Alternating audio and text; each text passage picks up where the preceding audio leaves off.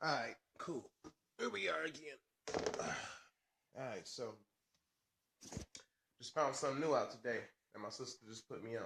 But I'm about to show y'all something that a lot of people try to skip over.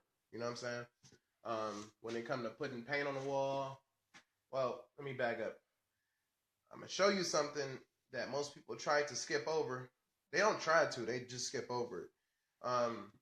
When you doing drywall and mudding, anytime you mud a wall, you should use +3. You should use topping, or it's called preface. I forgot the name of it. Anyway, actually no, I got a box here. Where's it at? But I always recommend 2 coats of plus topping. I always recommend 2 coats of +3, 1 coat of topping, and if your wall still ain't come out good, put some more topping on top of it, and you should be good. But you can either go with this this Proform. Let me show you this box real quick. I like this light, this tapping light. Honestly, it's a good brand, but I will say that it's not as thick as the topping mud. So this is professionally recommended at Ryan's or any drywall distributor that you buy any mud at. However, like I say, it's not as thick as topping mud. It's like one of them things when you go like to the clothes store and they tell you that when you buy a pair of Guess jeans versus a pair of True Religion jeans, both of them are denim jeans, but one material might be a little bit better than the other. You know what I'm saying? So let me show you what I'm talking about. I'll start with this here. Okay, I don't know if y'all can see that good in the camera, but there's a dip in this wall. There's a dip. And when you turn the light off this way, the dip goes away. But when you flash it directly on it, it's a dip, clear as day. Now we want to get rid of that dip, right? So what I would recommend that everyone do is just grab you a hawk like this, a sort. All right, these are very useful. They light, easy to use. You just basically, slap your mud on top. Make sure you mix it correctly and don't have it all, liquidy form. And it should give you this, look. Long story short. So, there's actually something else I'm looking at too. I don't know if y'all can see that, but this is a little swift right there, but I'm gonna get that too. So, let me see if I can position this phone in a nice area. All right. All right. So you grab a trowel. You can get a 8-inch trowel. You can get an 8-inch trowel, 6-inch trowel. Don't use a small trowel. If you're dealing with topping mud, here, let me show you these knives real quick.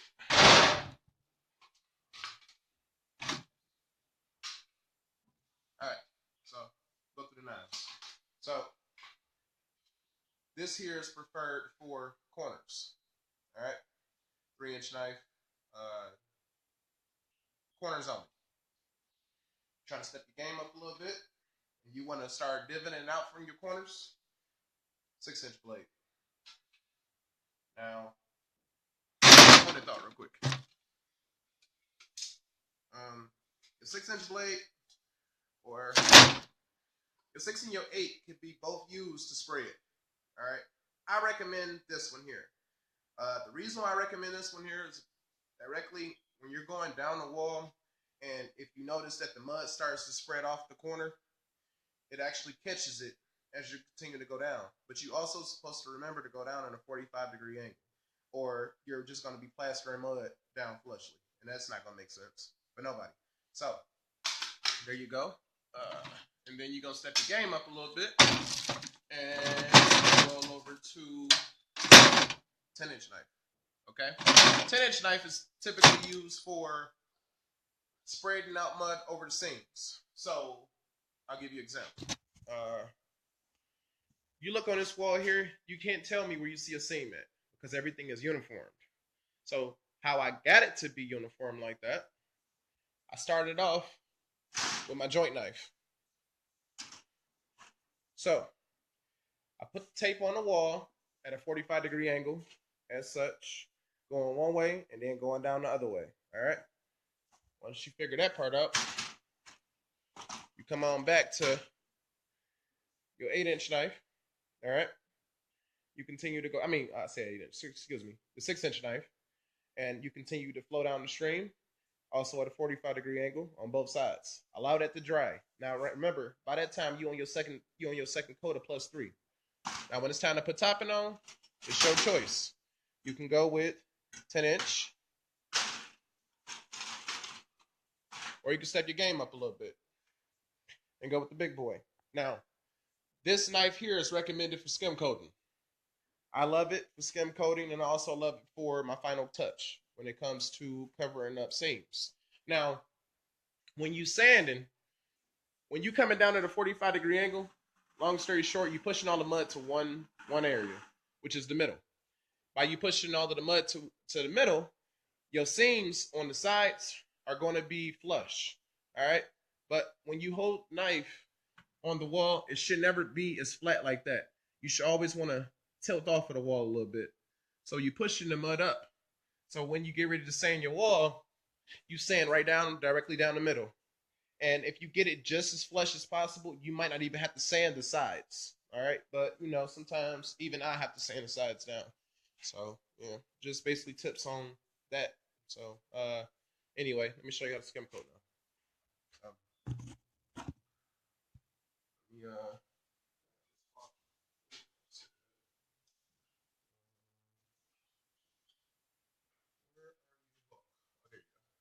right. So,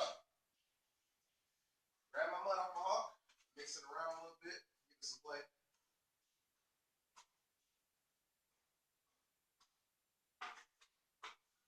Now, when you grab your mud and put it on the trowel, you always want to keep your mud in the middle of the trowel. A couple reasons. First reason is it's easier to come off of the knife. Second reason is easier to control. So when you're dealing with the mud, example, you can see it. So I guess it'll go like this, and then you just tilt off each corner. So all your mud is in the middle now. Okay, see that? Well, let's start there. All right. Anyway, so all the mud is in the middle. Um, so anyway, when I get ready to go on the wall, I'll show you what's up. So, like I said, you want to keep it at a 45-degree angle. You just want to come down on it light, but not as you don't want to leave it where it's kicking out. So,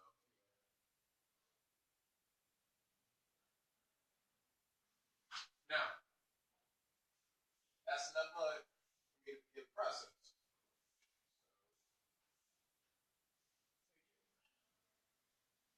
And basically, you just filling out corners.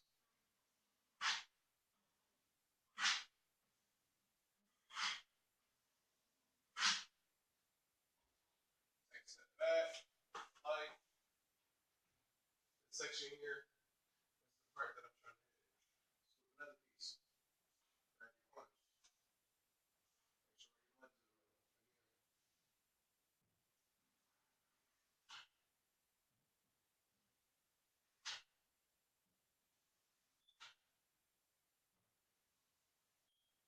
Now, when you bust that topping open, I would advise for y'all to mix it. You get air bubbles if you don't mix it. That's what I'm kind of going through now. But we're gonna make it work.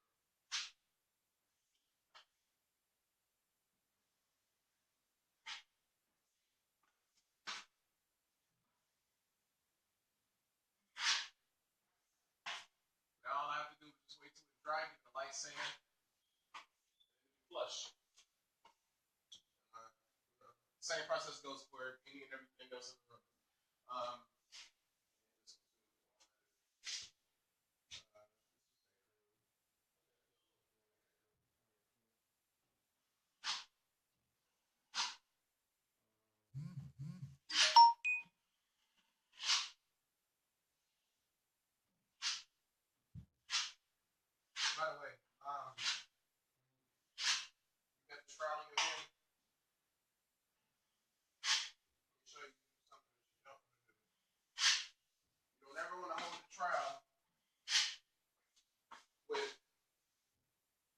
fist. You don't hold it with your fist. Like your fist brought up, you don't do that. You were to hold the trowel with two fingers. That's controlling the wing. So when you mud, I don't even know what the light is doing here.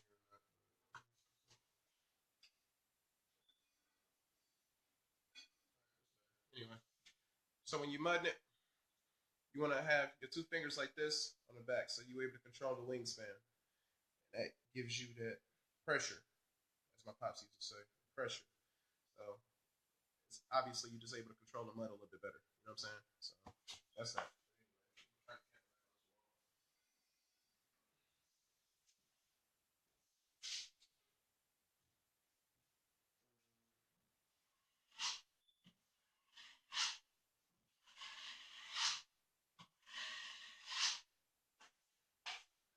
Basically, what I'm doing is I'm just filling the imperfections that I didn't see when I was painting on sanding the wall down first. Trust me, it happens. You know what I'm saying? It happens to me and everybody. I've just seen dudes. I didn't watch my pops do it. You know, he been in construction field for years, like almost 30. You know, and you have to go over something because it didn't come out as good as he wanted it to. So,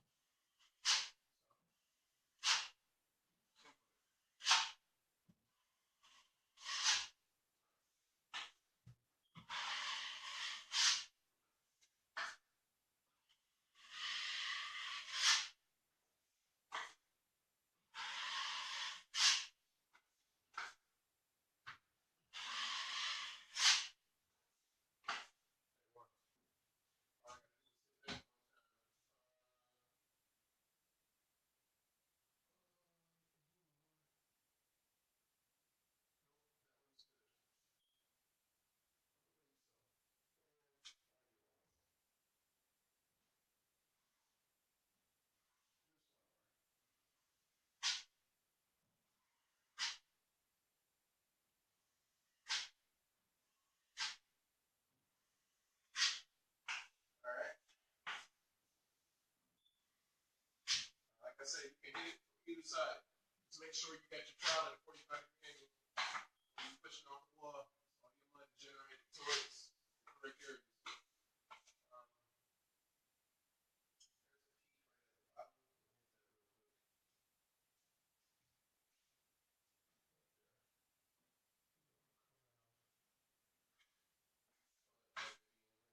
I just say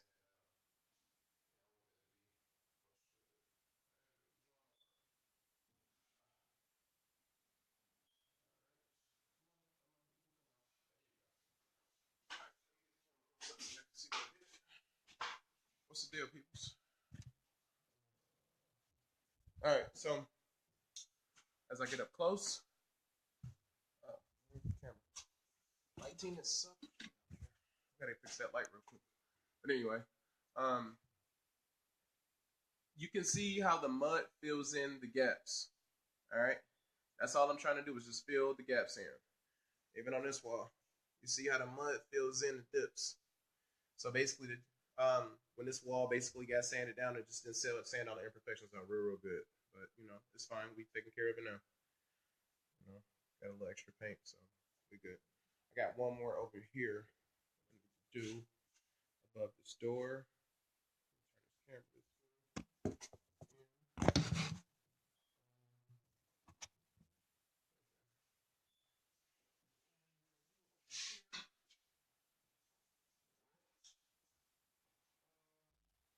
I actually use a smaller trowel for this one because of the area.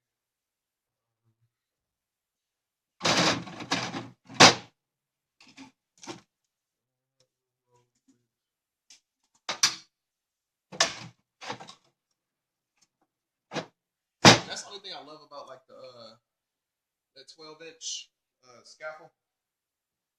It gives you a lot of leeway, a whole lot of leeway. Before I do this,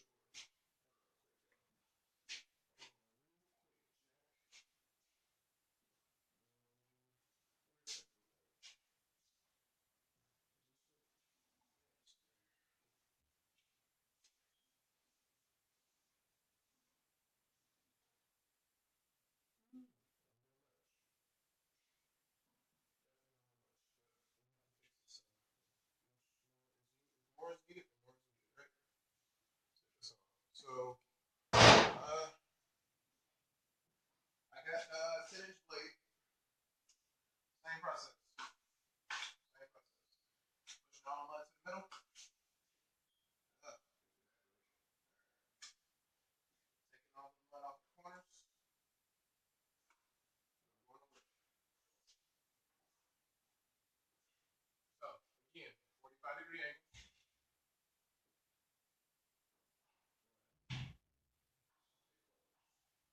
All right, 45-degree angle. I'm basically just trying to fill in any dips.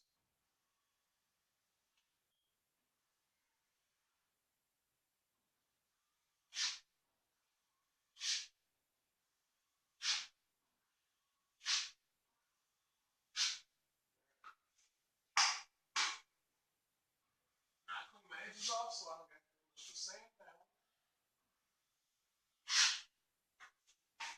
It goes right in.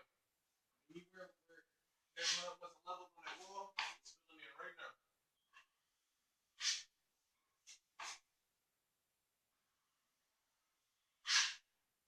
There you go. And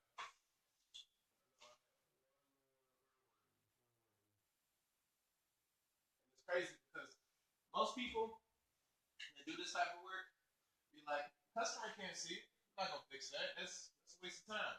But when you love this and you seek for perfection, you ain't got no choice but to make it right. You know what I'm saying? This room is gonna look crispy as hell when I'm done with it. Trust me. It might take me a little bit more time, but hey, man, I know preferably it's gonna be crazy, so we gonna make it work. So again, 45-degree angle on all sides. Applying, apply with pressure, but not as much, just so you don't take off too much. You just smoothly come down. It's not hard at all. Just make sure you keep 2 fingers so you can control the wing at all times. That's good. And that was good. So I give it a little time, sand it down, and we're good to go. Paint it again. This wall here is like a prime, but I obviously can see some of this. I can sand it down right now. I just feel good. I really just let it.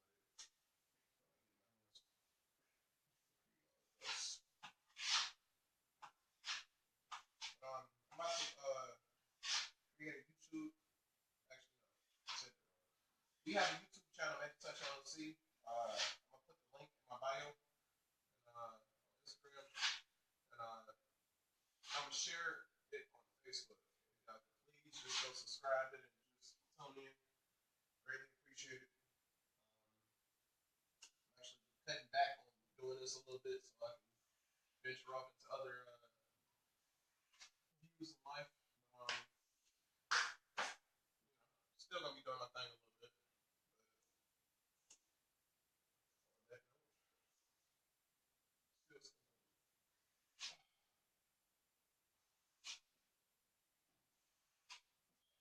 same process. You know, see, like same process. You just skim coat. That's it.